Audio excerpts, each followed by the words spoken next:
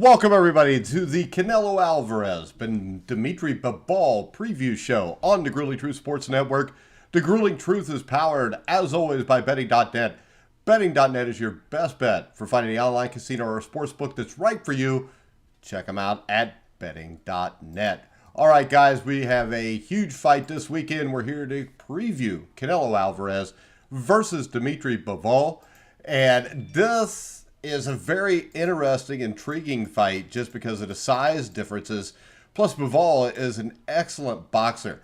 So, when we look at this, anytime Canelo Alvarez is fighting, it's a huge boxing weekend. And while boxing may not be what it was a generation or two ago, it's still an event with the sport's reigning and defending pay-per-view champion steps into the ring. The current four-belt king at 168 ventures up to 175 for just the second time in 3 years.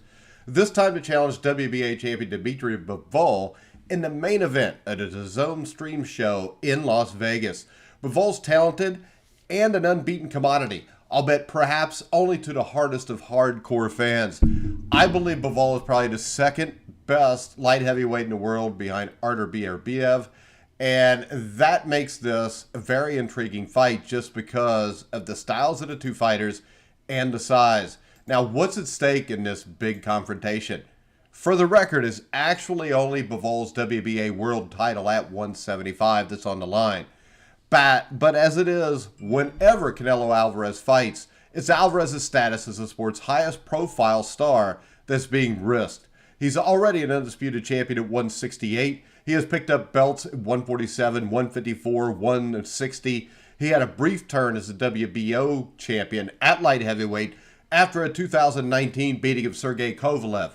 Now, that's a Kovalev that was well past his prime, but is still a nice win. A trilogy matchup with middleweight opponent Gennady Golovkin also awaits if Alvarez wins. They are signed to fight later on this year.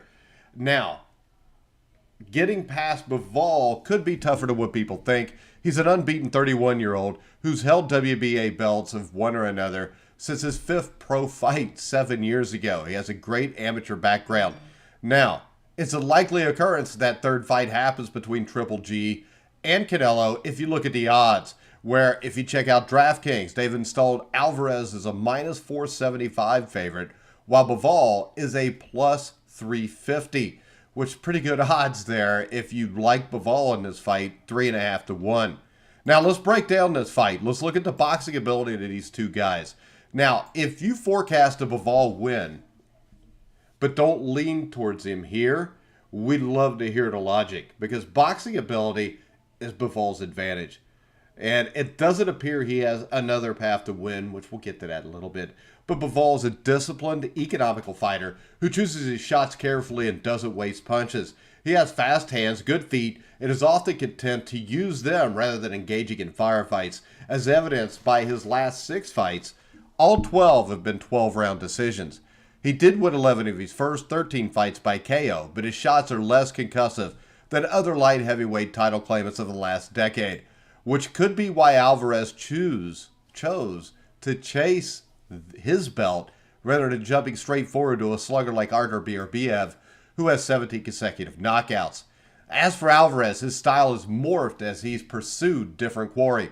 He was a patient, accurate counterpuncher in his early fights, but his bouts at 168 and 175 have so far seen him press the action while walking foes down and slowing them down with body shots.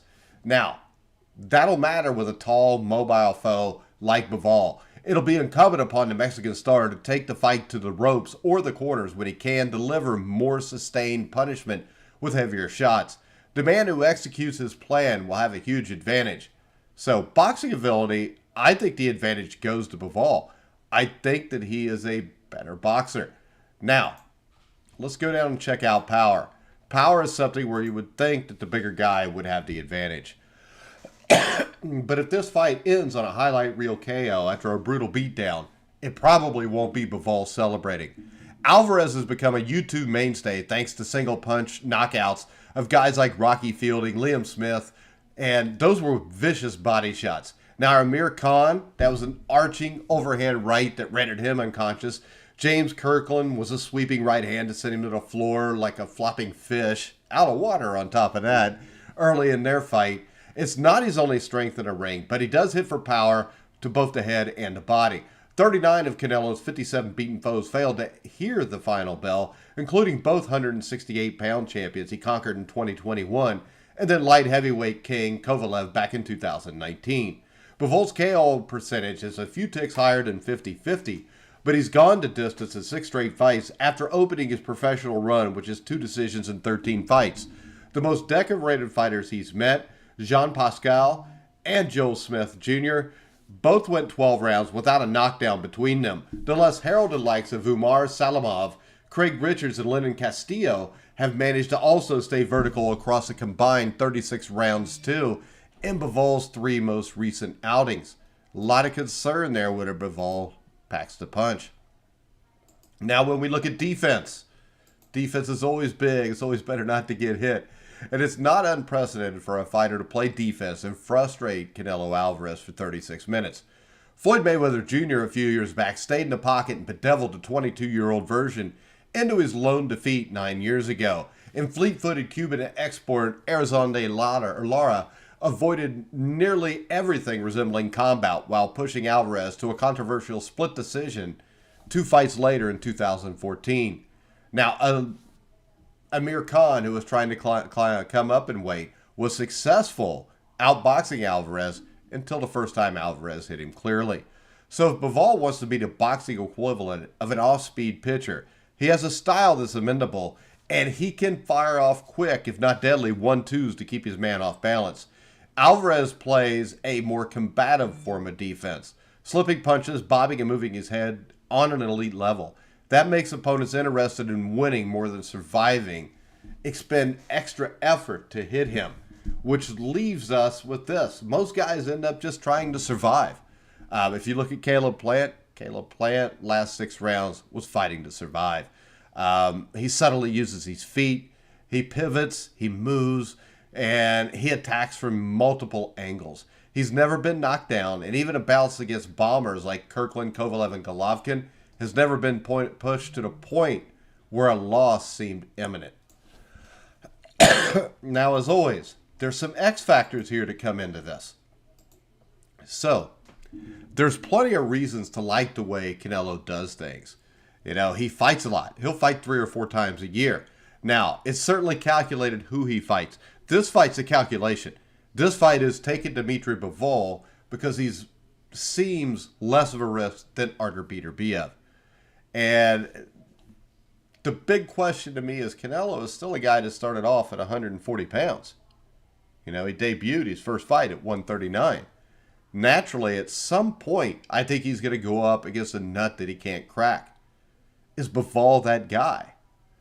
Probably not. But I think that it is a possibility Bivol could win this fight.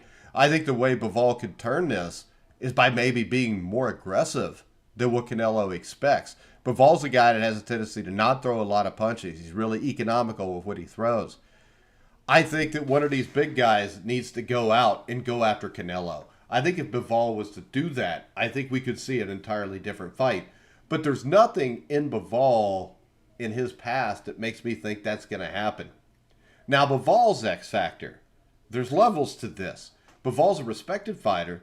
He's been a capable champion. And he's got plenty of people who suggest he's as good as it gets at 175 pounds. But he's never fought a Canelo Alvarez. In fact, he's never fought anything close to Canelo Alvarez. Precious few of his 19 foes have had anything resembling world-class stature, save for a 36-year-old Jean Pascal and a pre-title version of Joe Smith Jr., who was 1 fight removed from a loss to Sullivan Barrera. Now, while it's true he beat both by wide scorecard verdicts, neither fighter on his best day possessed a dynamic skill set, nor do they bring the sort of swagger that Bivol will see Saturday night from Canelo. If he rises from his stool, looks across the ring, and realizes he's in deeper than he ever has been, things could get ugly. I mean, if you look at the great, marvelous Marvin Hagler, his first high-profile fight against Roberto Duran, he kind of froze up, didn't really fight his fight. He won the fight, but he struggled when he shouldn't have. Now, prediction. This is complicated for me if you're going to bet this fight, all right? Because I don't think there's any way in God's green earth that I'm betting Canelo as a 4.5 to 1 favorite. Now, Bivol to me is the better money guy because you're getting 3 to 1 odds. I don't really like that either, though, because could Canelo lose this fight? Sure he could. And it wouldn't be the biggest upset in boxing history by any stretch.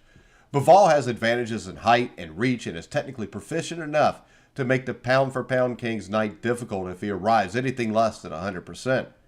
But it probably won't happen because Alvarez never arrives at less than 100%. Alvarez has done more on the highest level. He's beaten better competition. He seems completely at home on the biggest of stages. If Bivol were a wall-through-fire slugger who could land a fight-changing blow, perhaps. But the idea that a stylist like Bivol all of a sudden is going to completely do a 360 and become a completely different type of fighter for this one night is a little hard to imagine. Instead, I think Bivol probably stays away, wins a few rounds in the early going, but ultimately becomes more stationary and simply withers under the constant pounding he receives. A KO for either guy seems a bit of a stretch. But a scorecard win of 116-112 for Alvarez is probably what I foresee here. Now, I don't see Bivol knocking Canelo out, which is why it makes it almost impossible to bet on Canelo. As we've seen before, judges, for whatever reason, and I think we know what that is for boxing fans, favor Canelo to win. When you look at Canelo against Floyd Mayweather Jr., he lost almost every round. One judge still had the fight scored a draw. So to think Bivol could come in and get a decision is crazy. But I'm telling you this, the way I would bet this fight, I would bet Dimitri Bivol by decision. And I'm not saying that I'm going in thinking that's the way it's going to go. What I like is right now, it's plus 850 on FanDuel to pick Bivol winning by decision. All right? I think Canelo wins this fight. I think he wins it in the 116, 112, 117, 111 area. I don't think Bivol's going to throw enough punches. But if I want value, I'm going to jump on that 8.5 to 1 for Bivol to win by decision. Because I think 4.5 to 1 is probably too big of odds for Canelo in this fight. I think this should probably be a 2 to 1 fight. So the value here is to bet on Bivol. I'm not making a huge bet. But if I come up and bet Bivol to win a decision, and I just bet $20, I could win 160. That to me sounds like a better risk than betting Canelo to win in any way, in any fashion. Because even if you're betting Canelo to win by knockout right now, it's almost plus 300. So if you're betting or minus 300 or plus 300, still not as good odds. So here, I have a feeling Dimitri Bivol is going to be standing at the end of 12 rounds. So is Canelo. Will Bivol be busy enough? Probably not. Let's take Canelo Alvarez 116-112 by a unanimous decision. All right, guys. I'm Mike Goodpaster. Make sure you check out everything we do at The Grueling Truth. We've got USFL shows. We've got Kentucky Derby pre-race shows, which you can find on YouTube also. Make sure you go check out betting.net. Betting.net is, put it like this. If you're betting on the USFL, there's only so many states where you can bet on the USFL. If you go to betting.net right now, click on betting.net. I live in Indiana. If I try to bet the USFL, I'll find out in my state, for whatever reason, I'm not allowed to. Now, if you live in a state like Ohio, which I think, or California, which is getting ready to legalize sports gambling, if you live there, when you go on there, if it's not legal yet, it'll show you that. If it is legal, it'll take you to the sites where it is legal in your state. Betting.net is a tremendous resource for finding out odds of games and to be able to go ahead and find the right places to bet so you don't waste your money. All right, guys, for now, I'm Mike Goodpaster. You've been watching and listening to The Grueling Truth. Enjoy the fights.